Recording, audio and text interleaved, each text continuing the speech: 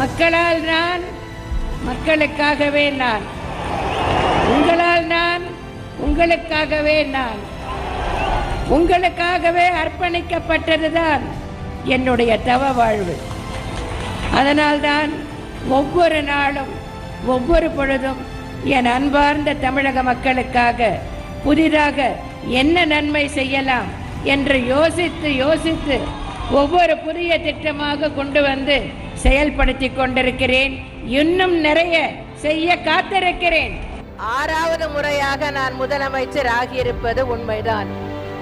முதலமைச்சர் ஆன நாள் முதல் 1991 முதல் இன்று வரை எனது நிலைப்பாட்டில் எந்த மாற்றமும் இல்லாமல் தொடர்ந்து கச்சத்தீவை மீட்பதற்கு என்னால் முடிந்த நடவடிக்கைகளை மாநில அரசின் அதிகார வரம்பிற்கு உட்பட்ட வகையில் நான் செய்து கொண்டுதான் இருக்கிறேன். நடவடிக்கைகளை எடுத்து